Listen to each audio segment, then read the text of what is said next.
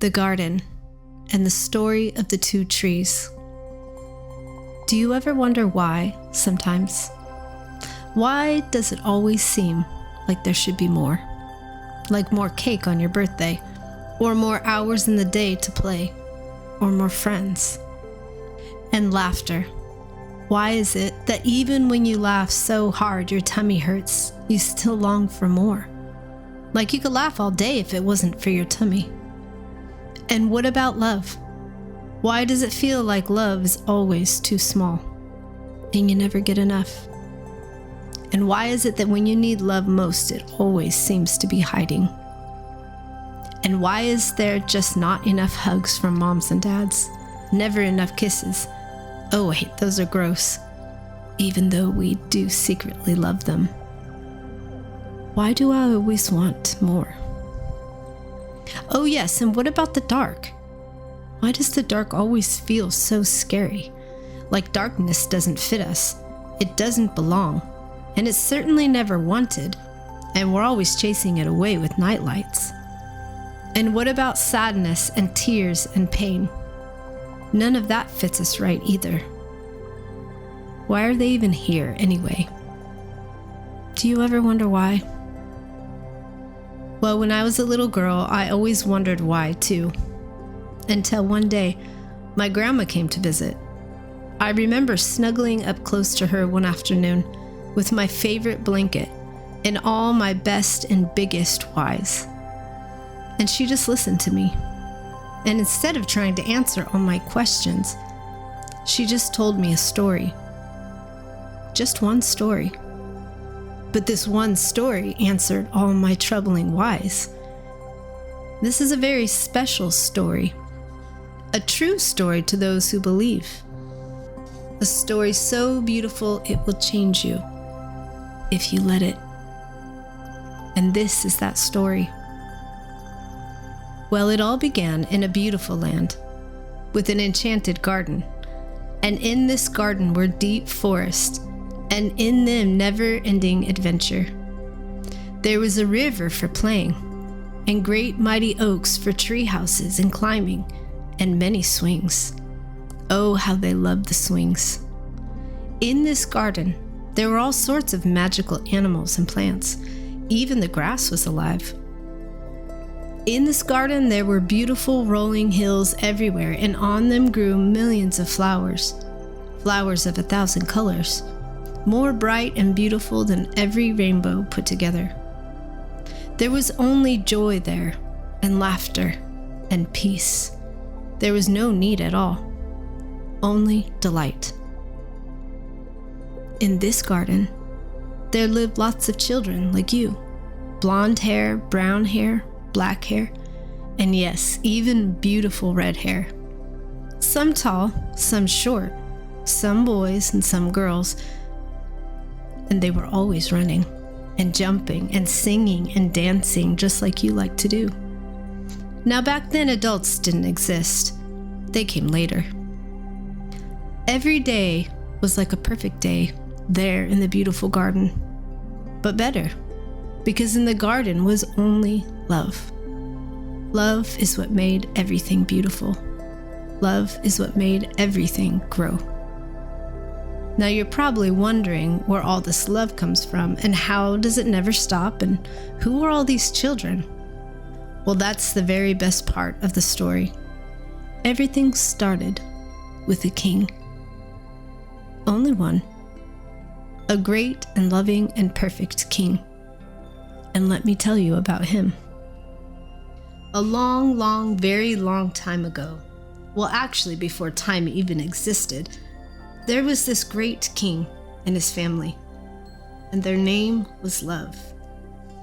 Because that is actually who they were, and are, and ever will be. Before everything or anything ever existed, there was only love. It was just them. It was just him. The powerful thing about love is that it is impossible to keep love from growing, exploding, multiplying, taking over, because that's just how love is. Love has always been, and he will always be.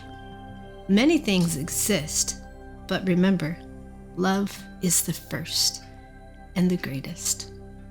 He is bigger and better than everything.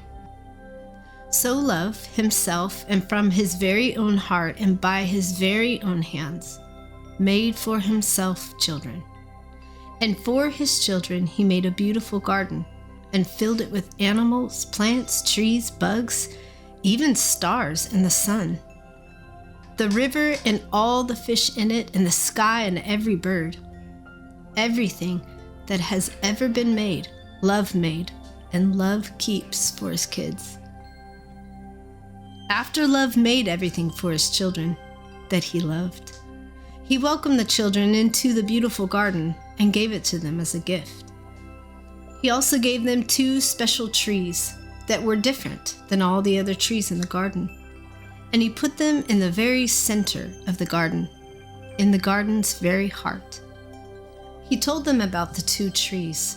One tree was bright with light coming out of all the leaves, and its fruit was of the deepest red, and they seemed to sparkle, and their fragrance filled the whole garden. Love told his children they can eat all they want from this tree. Its fruit would give them life. It was good.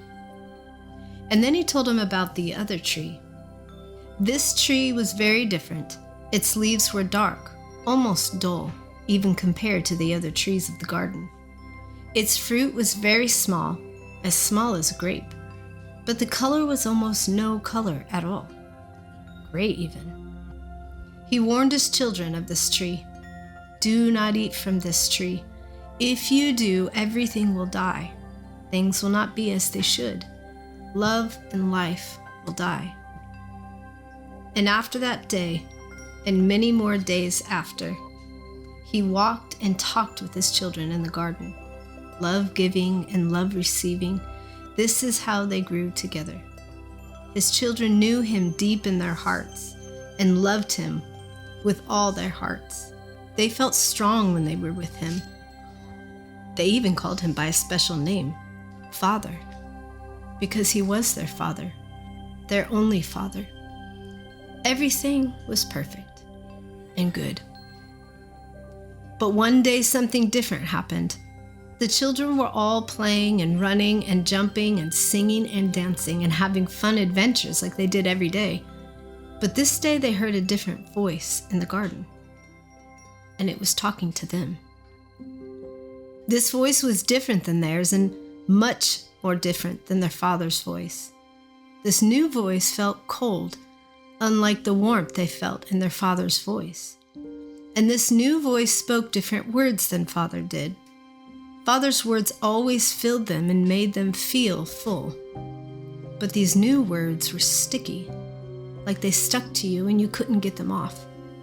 And they had a sweet smell to them, but when you listened closely, they made you feel empty and hungry, wanting. So one by one, the children, all of them, started following this new voice, wondering what it was or who it was. Soon they realized the strange voice with strange words was coming from the one tree in the heart of the garden Father warned them of. As the children gathered around the tree, listening and looking with all their hearts, they were captured by their curiosity. And then suddenly the tree began to move. Something seemed to be in its branches, jumping or moving or climbing, they could not tell. It was a strange animal, one they had never seen before. It moved through the tree, but it had no arms and no legs. The children were fascinated. The strange animal was talking like them, and to their great shock, it was eating the bad fruit Father had told them never to eat.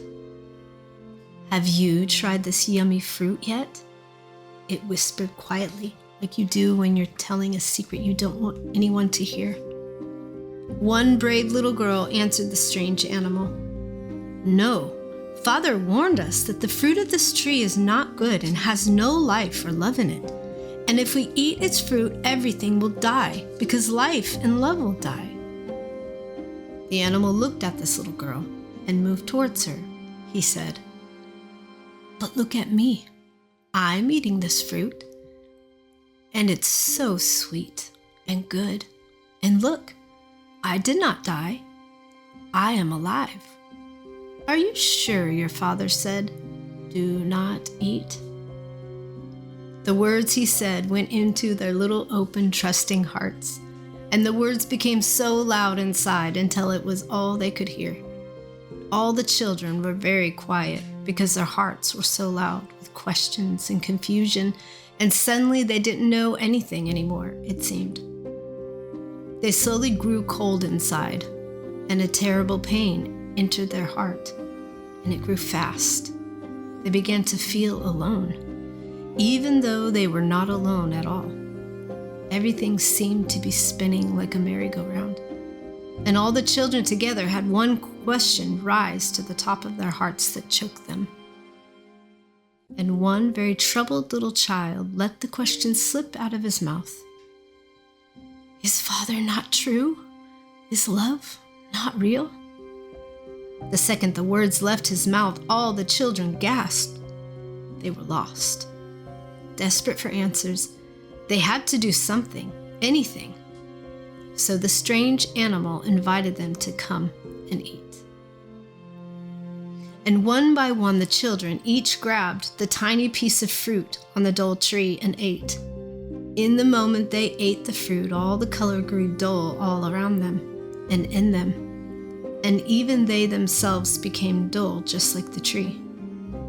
Beauty began to die, and color was dying too. Life was dying, and love itself was dying in them. They were still alive, but without love inside. And just like Father said, everything began to die from the inside out. With death now growing inside of them, fear did too, and all the children ran and hid. Soon Father came to enjoy the garden with the children, like he did every day, but he could not find the children. He called for them, but still nothing. So we began to call them one by one, each by name, and slowly they began to come out. He asked the children, "Why are you hiding?" No one said a word, and in the silence he asked them what they feared most. "Children, did you eat of the tree I warned you of?" As the question pierced their hearts, tears began to fall. And for the first time, sorrow and guilt and shame and pain and grief were in their hearts now, and they would never leave, at least not in this world. So Father had to send them out of the beautiful garden, because it would hurt the children too much to stay, always questioning, always wondering, hearts filled with doubt and want for things not in the garden. The death in their hearts would never let them be happy there. Father was so very sad. He walked with his children one last time as he led them to the entrance of the garden. He told them, "Children, things will be hard outside of the garden. There will be sadness and loneliness, pain and death. But I promise you, I will come for you, and I will find you.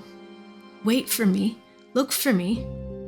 One day I will make a way for you to come back home with me, and everything will be as it was, but better. I will send a great rescuer to put an end to that liar and to heal the lie in your heart. He will put my love back into your heart, and you will live again." And so the Father sadly let them go. They walked out of the entrance of the garden, and as they left, the entrance disappeared and was hidden from their sight. The children were so afraid. They had never been away from Father before. They didn't want to play anymore or sing or do anything fun at all. As they began to walk further from the garden, they could see far in the distance, beyond the garden, a great mountain. So they decided to go on a journey there, to see if maybe they could find a good place to make for themselves a new garden, where they could forget. And they called that mountain the Forgotten Mountain. On the other side of the great forgotten mountain, beyond the garden, deep in its valley land, they made a city for themselves and called it the City of Man, because man made it. And very soon after, the children had forgotten who they were and whose they had been, and were for the first time alone, and they felt it. Deep inside, their hearts stopped working, and as they began to change on the inside, they also changed on the outside. They grew taller, and their skin got older and wrinkly, and they became stronger and smarter in the way of knowing important things.